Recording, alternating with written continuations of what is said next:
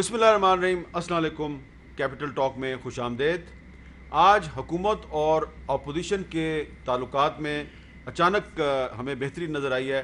وزیر اعظم عمران خان صاحب کافی دنوں کے بعد آج قومی اسمبلی کے اجلاس میں تشریف لائے اور اجلاس میں انہوں نے ایک طویل تقریر کی۔ انہوں نے اپنی حکومت کی کامیابیاں گنوائیں اور اس تقریر کے دوران اپوزیشن کی طرف سے کوئی مداخلت نہیں کی گئی، کوئی شور شرابہ نہیں کیا گیا اور تقریر کو روکنے کی کوشش نظر نہیں آئی جیسا کہ ہم ماضی میں دیکھا کرتے تھے۔ تو یہ حکومت اور اپوزیشن کے تعلقات میں اچانک بہتری کیسے آئی ہے؟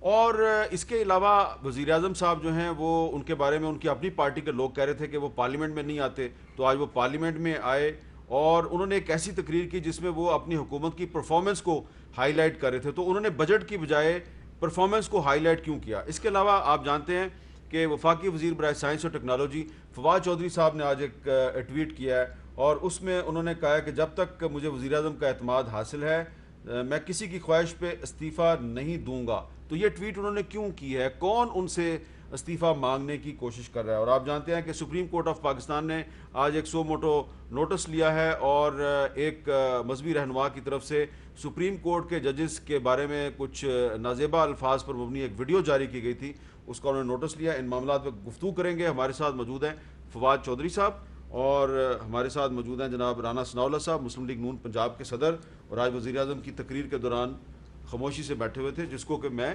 ذاتی طور پہ اپریشیٹ کرتا ہوں کہ کیونکہ پارلیمنٹ کا ماحول اگر اچھا ہوگا تو جمہوریت کی گاڑی جو ہے وہ آگے بڑھے گی۔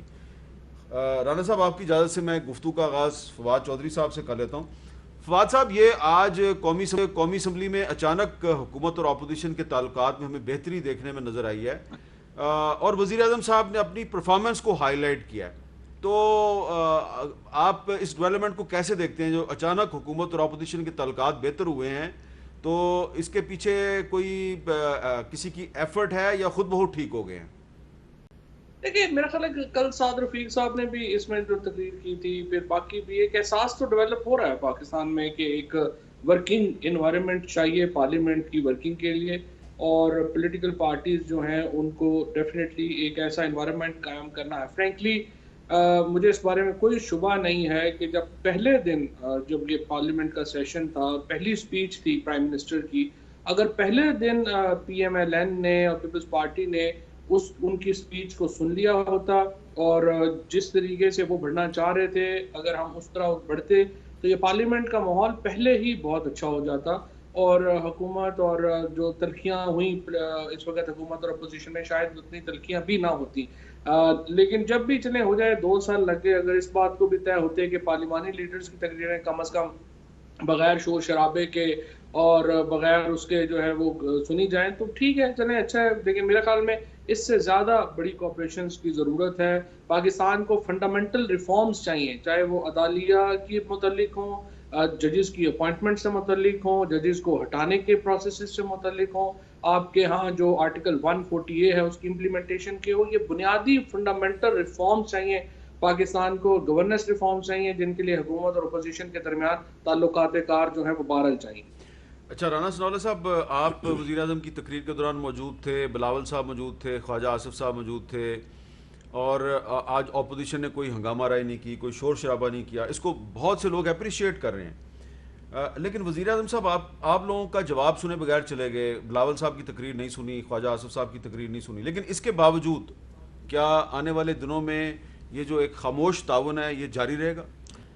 دیکھیں، میں فواد چودھری صاحب کی اس بات کو انڈورس کرتا ہوں کہ یہ احساس جو ہے یہ کسی نہ کسی لیول پہ جو ہے یہ فروغ پا رہا ہے، اور دونوں طرف یہ احساس موجود ہے کیونکہ سبھی لوگ جو ہیں وہ پارلیمنٹ کا حصہ ہیں۔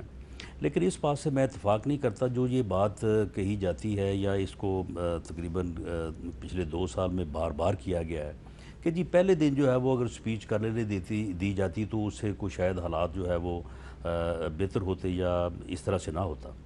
میں سمجھتا ہوں کہ کسی ایک تقریر کے ہو جانے سے یا کسی ایک تقریر کے رک جانے سے جو ہے نا وہ سارے معاملات اس کے اوپر بیس نہیں ہو سکتے۔ حالانکہ دیکھا یہ جانا چاہیے کہ ایک طرف ایک مطالبہ تھا، ایک موقف تھا، بلکہ اس کا بڑا پریشر تھا کہ پارلیمنٹ کا بائیکاٹ کیا جائے، الیکشنز کے رزلٹ کو تسلیم نہ کیا جائے، اور ایک پارٹی جس کی ایک مناسب جو ہے وہ پریزنس ہے پارلیمنٹ میں، انہوں نے بڑا واضح طور پہ یہ موقف اختیار کیا تھا کہ ہمیں پارلیمنٹ کا حصہ نہیں بننا چاہیے اور ہمیں اس پارلیمنٹ کا بائیکاٹ کرنا JUI چاہیے. نے تو کہا. اب ایک بائیکاٹ کا، اور اس کو ایک بائیکاٹ کو احتجاج کے سطح پہ لے آنا اور پارلیمنٹ کا بائیکاٹ نہ کرنا بلکہ پارلیمنٹ کا حصہ بننا، تو میں سمجھتا ہوں کہ اس کوشش کو، اس معاملے کو اس طرح سے اپریشیٹ بھی کیا جا سکتا تھا. لیکن بہرحال اب بات یہ ہے کہ آج وزیر اعظم نے جو سپیچ کی ہے، بالکل فرسٹ راؤ میں اور خواجہ آصف صاحب اور اتفاق سے بلاول بھٹو زرداری صاحب موجود تھے. تو شروع سے ہی، ابھی شاید انہوں نے سپیچ جو ہے وہ شروع نہیں کی تھی، تو غالباً شاہ محمود قریشی صاحب بات کر رہے تھے، تو یہ طے پا گیا تھا کہ آج وزیر اعظم صاحب کو موقع دیا جائے، وہ اپنی بات کریں اور اس کے بعد پھر وہ ہماری بات سنیں، اور اگر اس وقت کوئی ڈسٹربنس ہو تو پھر یہ کہا جائے کہ جی ہم نے آپ کی بات سنی ہے تو آپ بھی بات سنیں. لیکن وزیر اعظم کی پوری سپیچ کا میں نے بھی ایک ایک لفظ اور ایک ایک فقرے کا جو ہے وہ جائزہ لیا ہے. ان کی تقریر اس سے پہلی تقاریر سے بالکل مختلف تھی.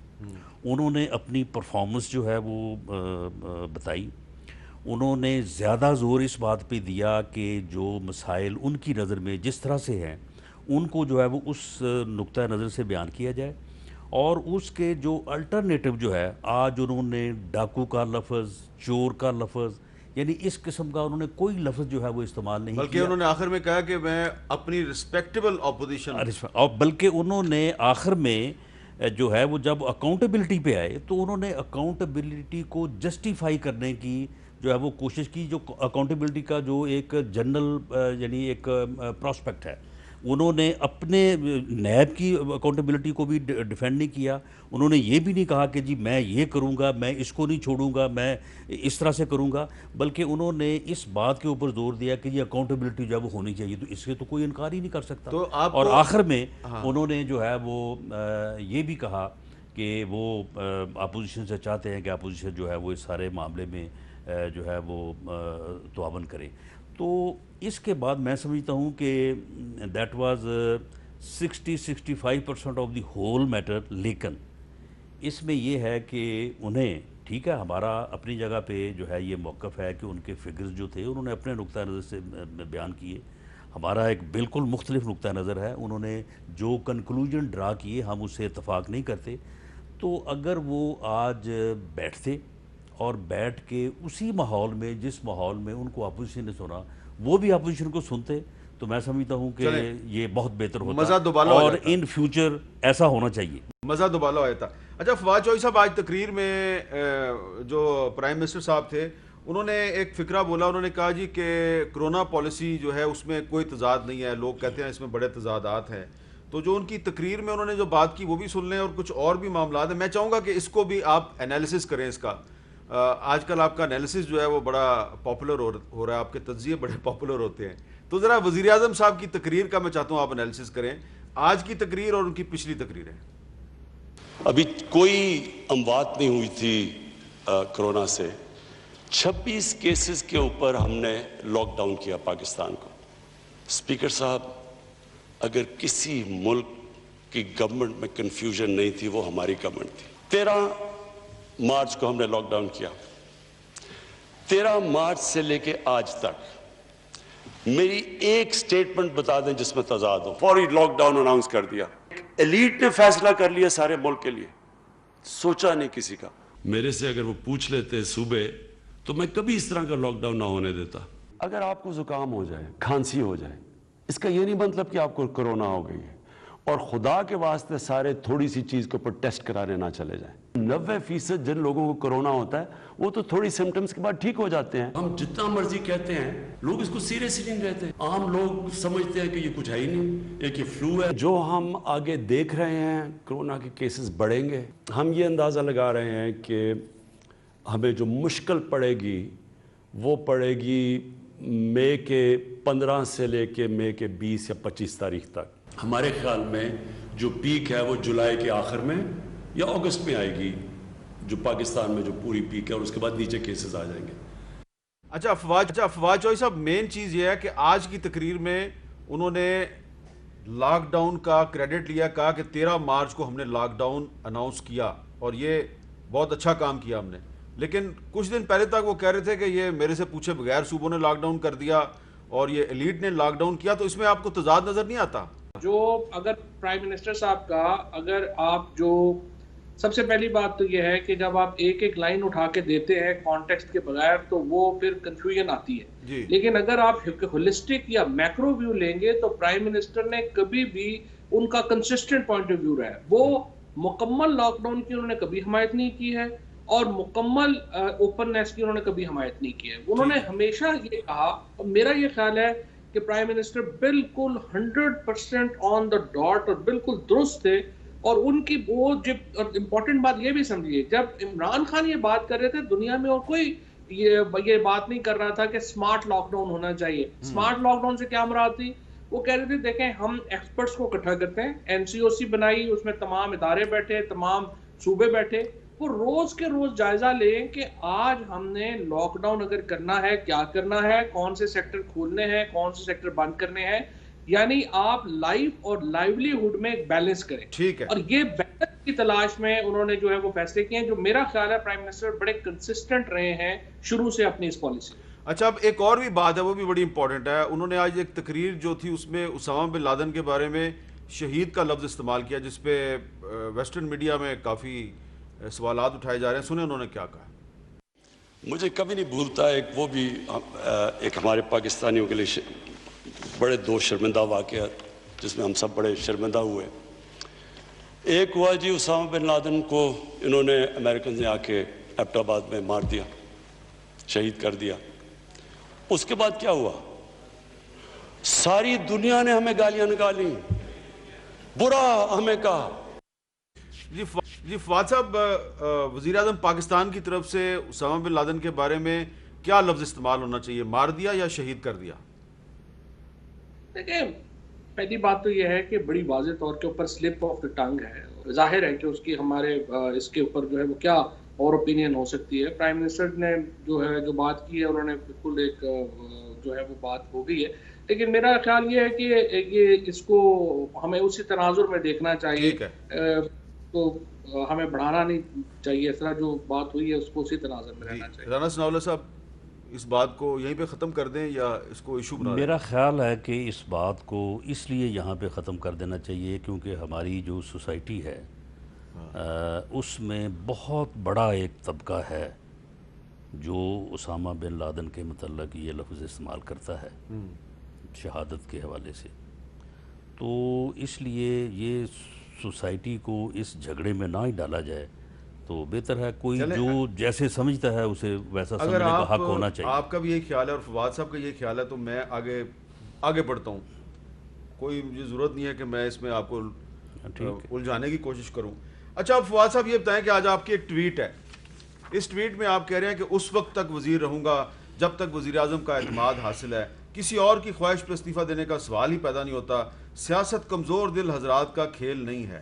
یہ کون مانگ رہا ہے استعفیٰ فواد چودھری کا، کچھ بتائیں گے؟ اور نہیں یہ کوئی ایسی سگنیفیکنٹ بات نہیں تھی، اور رات کو جو ہے وہ سوشل میڈیا کے اوپر ہر جگہ کے اوپر چل گیا تھا کہ وہ جو ہے وہ استعفیٰ مانگ لیا یا دے دیا. تو میں نے پھر جو ہے میں نے سوچا کہ اس کو کلیریفائی کر دوں، تو وہ کلیریفائی کیا. کوئی ایسا اس کی مطلب کوئی خاص ضرورت نہیں تھی، لیکن چونکہ سوشل میڈیا پہ ادھر ادھر ہر جگہ بات چلی جاتی ہے، پھر اگر آپ اس کو ڈینائی نہ کریں تو وہ بات پکی ہو جاتی ہے، تو اس لیے اس کو ڈینائی کی. اچھا اب یہ بتائیں کہ جو آپ کی کل اسد عمر صاحب کے ساتھ ملاقات ہوئی تو اس ملاقات میں آپ کے ان کے ساتھ معاملات طے ہو گئے ہیں، آپ کو غلط فہمی باقی تو نہیں ہے؟ دیکھیں فرینکلی معاملات والی بات نہیں ہے. اسد عمر صاحب سے میرا بہت بڑے بھائیوں والا تعلق ہے. شاہ محمود قریشی صاحب سے، جہانگیر ترین صاحب سے، ان سب کے ساتھ میں نے 5.5 سال پچھلے 4.5 سال جو ہے دن رات اکٹھے رہے، اور ظاہر ہے کہ میرے بڑے تعلقات ہیں. ایک جو تھا جو ایک انالیسز ہے وہ انہوں نے مجھ سے انالیسز پوچھا سہیل بڑائی صاحب نے، وہ میں نے جو اپنا تجزیہ دیا. بعض لوگ اتفاق کریں گے، بعض لوگ اتفاق نہیں کریں گے، بٹ آئی وڈ سے کہ میرا پرسنل تو ان کے ساتھ کوئی جھگڑا نہیں ہے. پرسنلی تو میرا بہت اچھا ان کا ریگارڈ ہے، and I think is a very talented man, اور بہت ان کا جو ہے رسپیکٹ ہے. اچھا، اور یہ جو آپ کے کچھ ساتھیوں کا خیال ہے کہ وزیر اعظم کے خلاف واقعی کوئی سازش ہو رہی ہے، کچھ آپ بتائیں گے کہ وزیر اعظم کے خلاف کون سازش کر رہا ہے اور کہاں سے سازش کر رہا ہے؟ دیکھیں میں آپ کو بتاؤں، یہ پاکستان میں نا بڑا انفارچونیٹ ہے. پاکستان میں جب بھی ہر واقعے کے پیچھے سازش ڈھونڈی جاتی ہے، کیونکہ ہم اتنی ایک کانسپریسی پرون سوسائٹی ہیں، اور ایک اتنا ہمارا کانسپریسی کا ایک آپ سمجھیے کہ اتنا ایک یوزول معاملہ ہے، اتنا عمومی معاملہ ہے کہ ہر بندے کو لگتا ہے کہ جو بات بھی ہوئی ہے اس کے پیچھے سازش کوئی نہ کوئی ضرور ہے. پرائم منسٹر صاحب کے اوپر اس وقت سازش اس لیے کا کوئی ایشو نہیں ہے، کوئی نہیں ہے کہ ان کے علاوہ بندے کوئی نہیں ہے پاکستان میں. اگر اس وقت پاکستان کا کوئی ٹالسٹ لیڈر ہے اس وقت پاکستان میں، وہ عمران خان ہے. ان کا کوئی چیلنج ہے ان کو اس وقت درپیش نہیں ہے. تو جب پاکستان کو ہم نے بحیثیت سوسائٹی بھی تو کوئی آگے لے کے جانا ہے، کوئی ہم نے یہاں کو پولیٹیکل پروسیسز کو میچور بھی کرنا ہے. یہ تو بالکل ہی عجیب بات ہے کہ یہاں پہ کوئی بندہ تھوڑا سا بھی بات کرے، اور فرینکلی یہ پی ٹی آئی میں تو پھر بھی کوئی کلچر ہے کہ اس میں اگر آپ تھوڑا اختلاف بھی کریں گے برداشت بھی کر جاتے ہیں.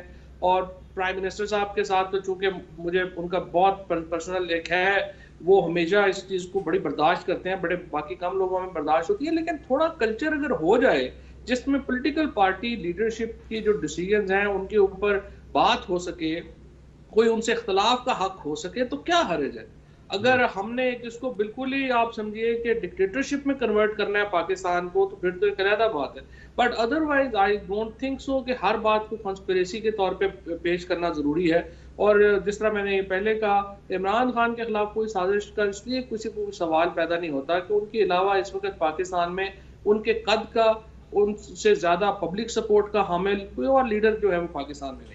اب رانا ثناء اللہ صاحب، میرا آپ سے سوال یہ ہے کہ کیا یہ تاثر درست ہے کہ عمران خان صاحب کی حکومت کو پاکستان کی اپوزیشن سے کوئی خطرہ نہیں ہے؟ اگر خطرہ ہے تو کچھ اپنے اندر سے ہی سے وہ خطرہ ہو یہ سکتا ہے. تاثر جو ہے یہ نہ صرف غلط ہے بلکہ میں تاریخی حوالے سے اس کو ثابت کر سکتا ہوں.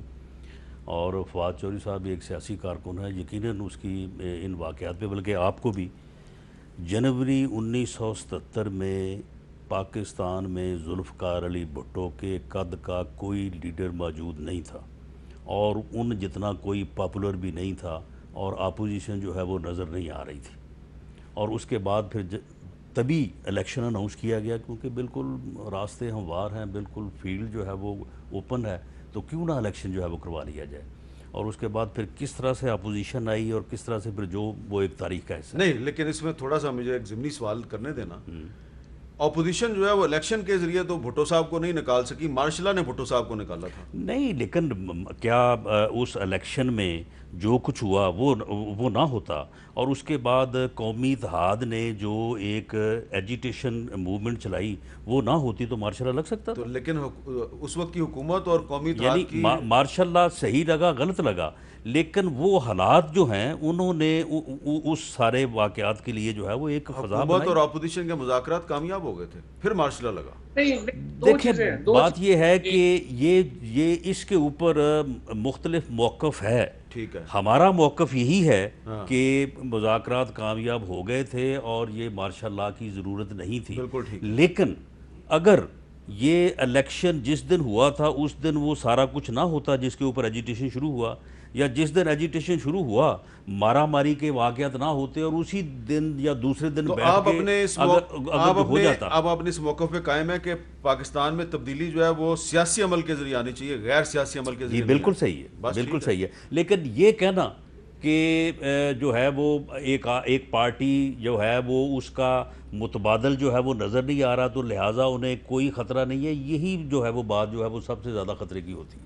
اچھا، اب اس میں فواد صاحب میرا سوال آپ سے یہ ہے کہ ٹھیک ہے، عمران خان صاحب آپ کے خیال میں ایک بہت بلند مقام سیاسی لیڈر ہیں، بہت پاپولر ہیں، لیکن کیا وجہ ہے کہ آج کل ان کی اپنی ہی پارٹی کے ارکان قومی اسمبلی جو ہیں وہ اسمبلی میں بھی تقریریں کرتے ہیں، حکومت پہ تنقید کرتے ہیں، اور ان کے بہت سے جو آپ کے ایم این ایز ہیں وہ ہمارے شو میں آ کے باتیں کر رہے ہیں، اتحادی بھی آپ سے ناراض ہیں.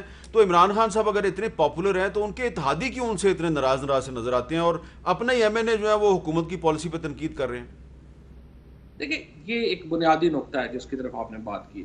نمبر 1، عمران خان کی پاپولیرٹی کے اوپر، ان کی لیڈرشپ کے اوپر کسی کو کوئی ڈاؤٹ نہیں ہے، کسی کو کوئی پرابلم نہیں ہے، اور وہ ان چیلنجڈ لیڈر ہے. پہلی بات یہ ہے.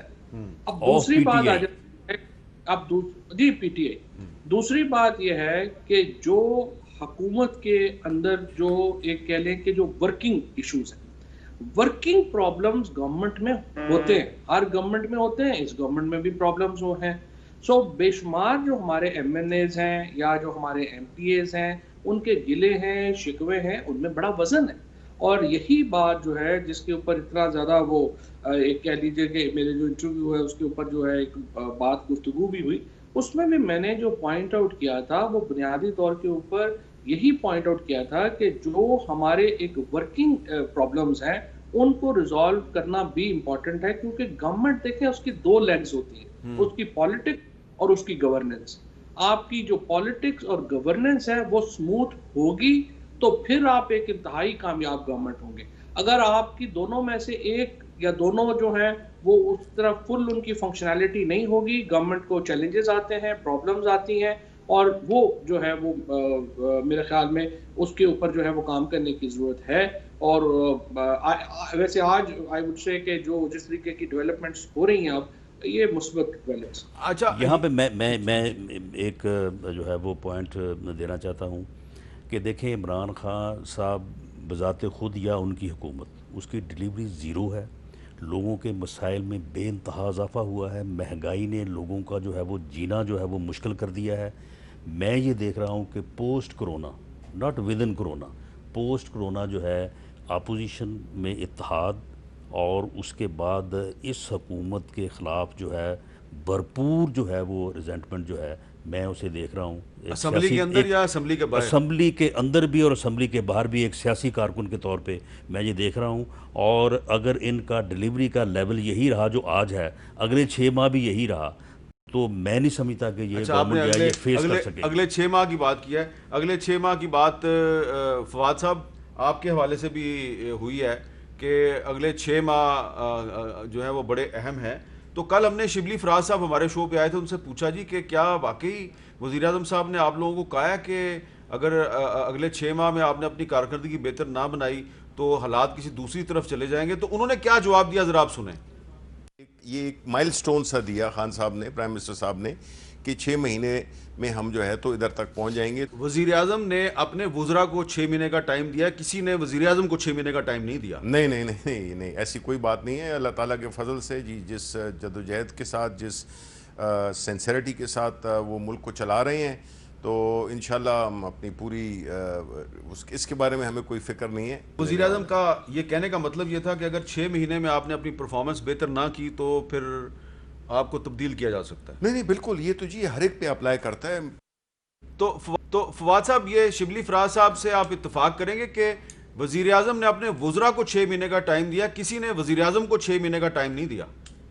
نہیں بالکل یہ شبلی صاحب نے جس طریقے سے بیان کیا ہے بالکل یہ کانٹیکٹ صحیح ہے، اور اسی طرح سے انہوں نے بات کی تھی.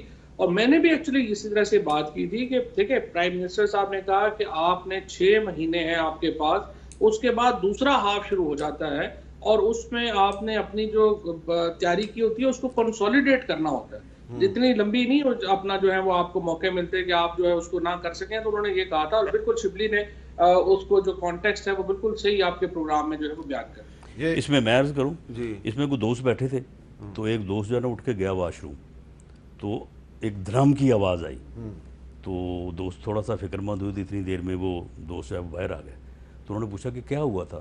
اس نے کہا وہ دراصل میرا کوٹ گر گیا تھا. تو اس نے کہا کوٹ گرنے کی اتنی بڑی آواز؟ اس نے کہا دراصل کوٹ کے اندر میں بھی تھا. اچھا چلیں، یہ آپ نے ذرائع تفنن بات کیا. ایک وقفہ لیتے ہیں جی، وقفے کے بعد پوچھیں گے ہم رانا صاحب سے اور فواد چودھری صاحب سے کہ آج قومی اسمبلی میں جو حکومت اور اپوزیشن کے درمیان ایک ہمیں تعاون کا ماحول نظر آیا، ایک جمہوری ماحول نظر آیا ہے، تو کیا یہ بجٹ اجلاس کے آئندہ دنوں میں بھی یہ ماحول قائم رہے گا اور بجٹ جو ہے وہ اسی طرح منظور ہو جائے گا، یا اپوزیشن اس میں کوئی ٹف ٹائم دینے کی کوشش کرے گی؟ وقفے کے بعد اس پہ دوبارہ بات کرتے ہیں.